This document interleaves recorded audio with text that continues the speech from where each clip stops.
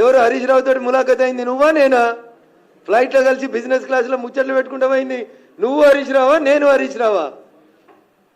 కులం ఒకటి ఉందని నోటుకొచ్చినట్టు మాట్లాడతావా? వెంకటరామరెడ్డి నీ నెంబర్ 2 నీ కుర్చీ ఎత్తుకపోతా అని చూస్తున్నా పొంగిలేటి శ్రీనివాసరెడ్డికి సటకుడు కాదా? సటకుడో వియ్యంకుడో కాదా? నీకేమన్నా చేతనైతే ముందు నీ అడ్మినిస్ట్రేషన్ చూసుకో. రఘునందన్ రావు అనేటోడు ఎన్నికలు జరుగుతున్నటువంటి టైంలో 150 సార్లు సిద్దిపేట సిపికి ఫోన్ చేసిండు, మెదక్ ఎస్పీకి ఫోన్ చేసిండు, సంగారెడ్డి ఎస్పీకి ఫోన్ చేసిండు.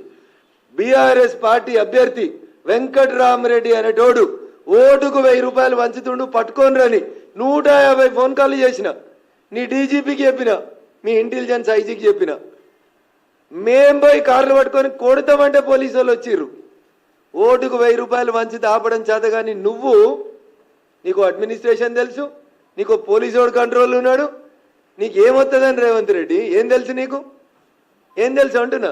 వెంకటరామరెడ్డి పైసలు వంచుతుంటే ఎందుకు నీ తెలంగాణ పోలీసు వాళ్ళు ఆపలేకపోయినరో చెప్పు. నేను 20 ఎఫ్ఐఆర్లు చెప్పించిన. పోయి చేగుంటల ఫామ్ హౌస్లో 8 కోట్లు ఉన్నాయంటే నీ పోలీసు వాళ్ళు రాకపోతే మేం పోయి దాడి చేస్తామంటే అప్పుడు వచ్చింది నీ పోలీస్. గదానికి సమాధానం చెప్పు. గివి చెప్పడం చేత కాదు. ఒక్క పోలీసోడైనా నీ మాట వింటుండా? ఒక్క పోలీసోడు ఒకవేళ వింటే వెంకటరామరెడ్డి పైసలు వంచుతుంటే నువ్వు బీసీ బిడ్డ అయినటువంటి నీలమ్మదికి మా మెదక్ జిల్లాలో అన్యాయం ఎందుకు చేసినావు?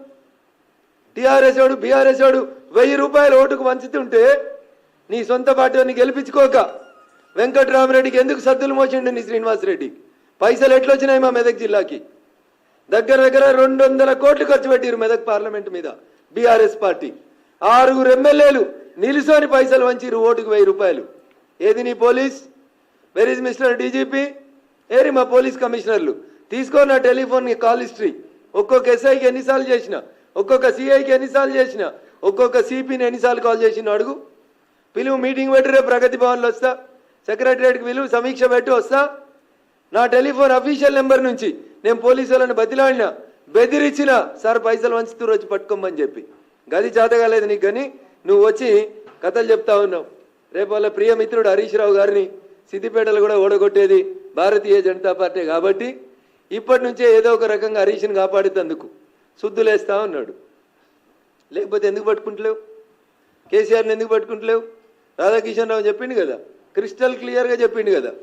నేను పోయి నీకు చేత కాకపోతే, నీ పోలీసు వాళ్ళకి తెలియకపోతే రఘునందన్ అనే నేను వకీల్గా చెప్తున్నా, నా 30 సంవత్సరాల ప్రాక్టీస్లో చెప్తున్నా అని డీజీపీకి డీసీపీ రాధాకిషన్ రావు స్టేట్మెంట్ చదివి వినిపించిన, కాపీ ఇచ్చిన.